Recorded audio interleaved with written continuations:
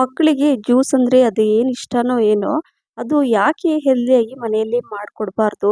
ಹೆಂಗೂ mango season ಇದು. ಹೇಗೂ ಮನೆಯಲ್ಲಿ ಹಣ್ಣು ಇದ್ದೇ ಇರುತ್ತೆ. ಹಾಗಾಗಿ ಇವತ್ತು ಫ್ರೂಟಿ ಜ್ಯೂಸ್ ಡ್ರಿಂಕ್ಸನ್ನು ಮನೆಯಲ್ಲೇ ಮಾಡಿಕೊಡೋಣ ಅಂತ. ತುಂಬ ಹೆಲ್ದಿಯಾಗಿರುತ್ತೆ, ಗೊತ್ತೇ ಆಗಲ್ಲ ಇದು.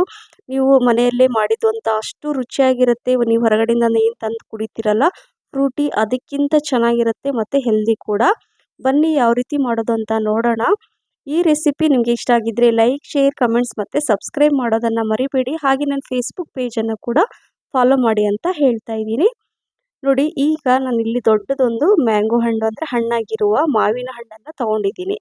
ಈ ಮಾವಿನ ಹಣ್ಣು ಸ್ವಲ್ಪ ದೊಡ್ಡದಾಗಿದೆ, ಹಾಗಾಗಿ ನಾನು ಒಂದು ಹಣ್ಣಲ್ಲೇ ಮಾಡ್ತಾ ಇದ್ದೀನಿ. ಹಣ್ಣು ಏನಾದರೂ ಚಿಕ್ಕ ಸೈಜಲ್ಲಿ ಇದ್ದರೆ ಅಥವಾ ಬೇರೆ ಇದ್ದಿದ್ರೆ ನೀವು 2 ಹಣ್ಣನ್ನು ತೊಗೊಳ್ಳಿ. ಇದು ದೊಡ್ಡದಿರೋದ್ರಿಂದ ನಾನು ಒಂದು ಹಣ್ಣು ಸಾಕಾಗುತ್ತೆ. ಸೊ ಯಾವುದಾದ್ರೂ ಹಣ್ಣು ತೊಗೊಳ್ಳಿ, ಆದರೆ ಮ್ಯಾಂಗೋ ಹಣ್ಣನ್ನೇ ತೊಗೊಳ್ಳಿ.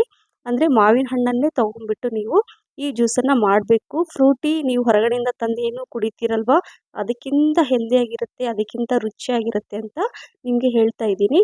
ಈಗ ನಾನು ಮಾವಿನ ಹಣ್ಣಿನ ಸಿಪ್ಪೆಯನ್ನು ತೆಗೆದುಬಿಟ್ಟು, ಈಗ ನೋಡಿ ನೀವು ನೋಡ್ತಾ ಇದ್ದೀರಾ, ಈ ರೀತಿಯಾಗಿ ನಾನು ಕಟ್ ಮಾಡಿ ಇಟ್ಕೊಳ್ತೀನಿ. ಸಿಪ್ಪೆ ಸ್ವಲ್ಪ ಕೂಡ ಸಿಪ್ಪೆ ಇರಬಾರ್ದು, ಯಾಕಂದರೆ ನಾವು ಈ ಜ್ಯೂಸ್ ಮಾಡ್ತಾ ಇದ್ದೀವಿ. ಇಲ್ಲಾಂದರೆ ಅದು ಸಿಪ್ಪೆ ಕಾಣಿಸುತ್ತಲ್ವ, ಮಧ್ಯ ಮಧ್ಯದಲ್ಲಿ ಚೆನ್ನಾಗಿರಲ್ಲ ಮತ್ತು ರುಚಿ ಕೂಡ ಹಾಳಾಗುತ್ತೆ.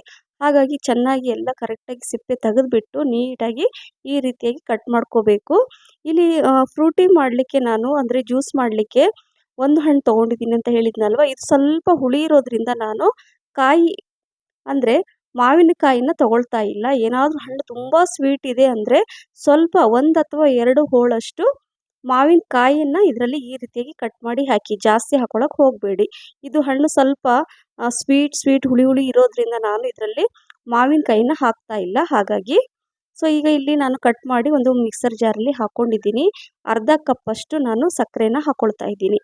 ಜ್ಯೂಸ್ ಅಂದಮೇಲೆ ಸ್ವೀಟ್ ಇರಲೇಬೇಕು, ಹಾಗಾಗಿ ಅರ್ಧ ಕಪ್ಪಷ್ಟು ಸಕ್ಕರೆ ಹಾಕಿಬಿಟ್ಟು ನೋಡಿ, ಈಗ ಸ್ವಲ್ಪ ನೀರು ಕೂಡ ಹಾಕ್ಕೋಬೇಕು. ಒಂದು ಸ್ವಲ್ಪ ರುಬ್ಲಿಕ್ಕೆ ಅವಶ್ಯಕತೆಗೆ ಎಷ್ಟು ಬೇಕೋ ಅಷ್ಟು ಒಂದು ಸ್ವಲ್ಪ ನೀರು ಹಾಕ್ಕೊಂಡು ಚೆನ್ನಾಗಿ ಇದನ್ನು ರುಬ್ಕೋಬೇಕಾಗತ್ತೆ. ಎಲ್ಲೂ ಗಂಟುಗಳು ಇರಬಾರ್ದು. ಜ್ಯೂಸ್ ಮಾಡ್ತಾ ಇರೋದ್ರಿಂದ ಎಲ್ಲೂ ಕೂಡ ಒಂಚೂರು ತರಿಯಾಗಿ ಅಥವಾ ಗಂಟುಗಳು ಇರಬಾರ್ದು. ಹಾಗಾಗಿ ಚೆನ್ನಾಗಿ ಇದನ್ನು ಕರೆಕ್ಟಾಗಿ ರುಬ್ಕೋಬೇಕು. ಅಂದರೆ ಈ ರೀತಿಯಾಗಿ ಜ್ಯೂಸ್ ಮಾಡ್ಕೋಬೇಕು.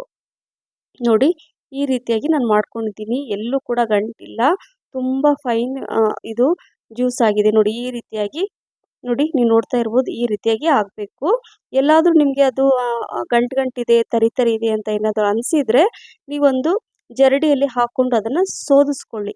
ಆವಾಗ ಏನಾದರೂ ಗಂಟಿದ್ದರೆ ಉಳ್ಕೊಳ್ಳುತ್ತೆ, ಇನ್ನೂ ನಿಮಗೆ ಚೆನ್ನಾಗುತ್ತೆ. ಇದರಲ್ಲಿ ನಾನು ಕರೆಕ್ಟಾಗಿ ಇದನ್ನು ಮಿಕ್ಸಿ ಜಾರಲ್ಲಿ ಹಾಕ್ಕೊಂಡು ಇದನ್ನು ಜ್ಯೂಸ್ ಮಾಡ್ಕೊಂಡಿದ್ದೀನಿ. ಹಾಗಾಗಿ ಇದನ್ನು ನಾನು ಸೋಸ್ಕೊಳ್ಳೋದಿಲ್ಲ. ಈಗಲ್ಲ ಈ ಒಂದು ಕಡಾಯಿ ಇಟ್ಕೊಂಡಿದ್ದೀನಿ, ಗ್ಯಾಸ್ ಕೂಡ ಆನ್ ಮಾಡಿಬಿಟ್ಟು ರುಬ್ಬಿರುವಂತಹ ಮಾವಿನ ಹಣ್ಣನ್ನು ನಾನು ಇದರಲ್ಲಿ ಹಾಕ್ಕೊಳ್ತಾ ಇದ್ದೀನಿ. ನೋಡಿ, ಹಾಕ್ಕೊಂಡು ಕರೆಕ್ಟಾಗಿ ಹಾಕಿದ ತಕ್ಷಣವೇ ಕಲಿಸ್ತಾನೆ ಇರಬೇಕು. ಹಾಕಿಬಿಟ್ಟು ಹಾಗೆ ಬಿಡೋಕ್ಕೆ ಹೋಗಬೇಡಿ. ನಂತರ ಇದರಲ್ಲಿ ಸ್ವಲ್ಪ ನೀರು ಹಾಕ್ಕೊಂಡು ಮಿಕ್ಸ್ ಮಾಡ್ಕೊಳ್ತೀನಿ, ತುಂಬ ಗಟ್ಟಿಯಾಗಿರೋದ್ರಿಂದ. ಮೊದಲು ಈ ರೀತಿಯಾಗಿ ನಾವು ಇದನ್ನು ಕುಕ್ ಮಾಡ್ಕೊಳ್ಳೋಣ, ಅಂದರೆ ಇದನ್ನ ಬೇಯಿಸ್ಕೊಳ್ಳೋಣ.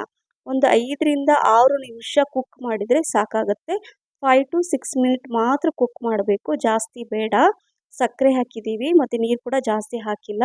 ಹಾಗಾಗಿ ಇದನ್ನು ಅಂದರೆ ಈ ರೀತಿ ಮಾಡೋದ್ರಿಂದ ಏನಾಗುತ್ತೆ, ಅದು ಕಲರ್ ಸ್ವಲ್ಪ ಚೇಂಜ್ ಆಗುತ್ತೆ, ಜ್ಯೂಸ್ ಆಕಾರದಲ್ಲಿ ಬರುತ್ತೆ, ಫ್ರೂಟಿ ಥರನೇ ಬರುತ್ತೆ. ಹಾಗಾಗಿ ನಾವು ಇದನ್ನು ಈ ರೀತಿ ಮಾಡ್ಕೊಳ್ತಾ ಇದ್ದೀವಿ. ಈ ರೀತಿ ಮಾಡಿಕೊಂಡು ನೀವು ಸ್ವಲ್ಪ ತಣ್ಣಗಾದ್ಮೇಲೆ ನಾನು ಹೇಳ್ತೀನಿ ಮುಂದೆ. ಒಂದು 5ರಿಂದ 6 ನಿಮಿಷ ಕಾಲ ಇದನ್ನು ಹೈ ಫ್ಲೇಮಲ್ಲಿ ಚೆನ್ನಾಗಿ ಮಿಕ್ಸ್ ಮಾಡಿಕೊಂಡು ಚೆನ್ನಾಗಿ ಕುದಿಸ್ಕೋಬೇಕು. ಸೊ ಒಂದು 5ರಿಂದ 6 ನಿಮಿಷ ಆದ ನಂತರ ನಾನು ಇದನ್ನು ಬೇರೆ ಪಾತ್ರೆಯಲ್ಲಿ ತೆಗೆದಿಡ್ತಾ ಇದ್ದೀನಿ. ನೋಡಿ, ನಂತರ ನಾವು ಜ್ಯೂಸಿಗೆ ಅಂದರೆ ಫ್ರೂಟಿಗೆ ಎಷ್ಟು ಬೇಕೋ ಅಷ್ಟು ನೀರನ್ನು ಹಾಕ್ಕೋಬೋದು. ಇಲ್ಲಿ ರೂಮ್ ಟೆಂಪ್ರೇಚರ್ ಇರುವಂತಹ ನೀರನ್ನೇ ನಾನು ಇದರಲ್ಲಿ ಹಾಕ್ಕೊಳ್ತಾ ಇದ್ದೀನಿ.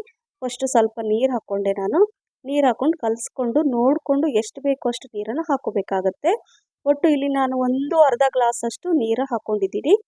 ನೀವು ನೋಡ್ತಾ ಇರ್ಬೋದು, ಇದು ಮಣ್ಣಿನ ಇದು ಜಗ್ಗು ಇದು. ಇದರಲ್ಲಿ ಒಂದು ಸ್ವಲ್ಪ ನೀರು ಹಾಕಿದರೆ ತುಂಬ ಚಿಲ್ಡಾಗಿರುತ್ತೆ. ಹಾಗಾಗಿ ನಾನು ಈ ನೀರನ್ನು ಹಾಕ್ಕೊಳ್ತಾ ಇದ್ದೀನಿ. ಅಥವಾ ನೀವು ಫ್ರಿಜ್ಜಲ್ಲಿರೋ ನೀರನ್ನು ತಂದುಬಿಟ್ಟು ಕೂಡ ಹಾಕ್ಕೋಬೋದು, ಅಥವಾ ರೂಮ್ ಟೆಂಪ್ರೇಚರಲ್ಲಿರೋ ನೀರನ್ನು ಹಾಕಿ.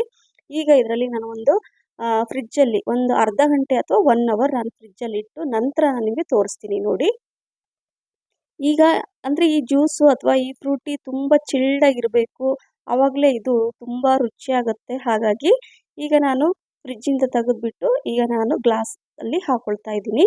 ನೀವು ನೋಡ್ತಾ ಇರ್ಬೋದು ತುಂಬ ಚೆನ್ನಾಗಿದೆ. ಮಕ್ಕಳಿಗೆ ಅಥವಾ ಮನೆಗೆ ಯಾರೇ ಫ್ರೆಂಡ್ಸ್ ಯಾರೇ ಬರಲಿ ನೀವು ಕೊಡಿ. ಇದು ಮನೇಲಿ ಮಾಡಿದಂತ ಗೊತ್ತೇ ಆಗಲ್ಲ. ನೀವು ಅಂಗಡಿಯಿಂದ ತಂದು ಬಾಟ್ಲು ಜ್ಯೂಸನ್ನೇ ನೀವು ಕೊಡ್ತಾ ಇದ್ದೀರಾ ಅಂತ ಅನ್ಕೊಂತಾರೆ. ಅದೇ ರುಚಿಯಾಗಿರುತ್ತೆ. ಹಾಗಾಗಿ ಮಿಸ್ ಮಾಡದೆ ನೀವು ಇದನ್ನು ಮಾಡಿ ನೀವು ಹೇಗೆ ಬಂತು ಅಂತ ತಿಳಿಸಿ. ನೋಡಿ, ಈಗ ಫ್ರೂಟಿ ರೆಡಿ ಆಯಿತು. ಮನೆಯಲ್ಲೇ ಇನ್ಸ್ಟೆಂಟ್ ಫ್ರೂಟಿ ರೆಡಿ ಆಯಿತು. ಮಕ್ಕಳಿಂದ ಹಿಡಿದು ದೊಡ್ಡವರು ಎಲ್ಲರೂ ಎಂಜಾಯ್ ಮಾಡಿ ಕುಡಿತಾರೆ. ನೀವು ಕೂಡ ಮಿಸ್ ಮಾಡದೆ ಮಾಡಿ ಅಂತ ಹೇಳ್ತಾ, ಈ ರೆಸಿಪಿ ನಿಮಗೆ ಇಷ್ಟ ಆದರೆ ಲೈಕ್, ಶೇರ್, ಕಮೆಂಟ್ಸ್ ಮತ್ತು ಸಬ್ಸ್ಕ್ರೈಬ್ ಮಾಡೋದನ್ನು ಮರಿಬೇಡಿ. ಹಾಗೆ ನಿಮ್ಮ ಫ್ರೆಂಡ್ಸ್ ಮತ್ತು ಫ್ಯಾಮಿಲಿ ಕೂಡ ಶೇರ್ ಮಾಡಿ. ಫೇಸ್ಬುಕ್ ಪೇಜನ್ನು ಫಾಲೋ ಮಾಡೋದನ್ನು ಮರಿಬೇಡಿ. ಮತ್ತೆ ಇನ್ನೊಂದು ರೆಸಿಪಿ ಜೊತೆ ಸಿಗ್ತೀನಿ. Thank you for watching. Bye.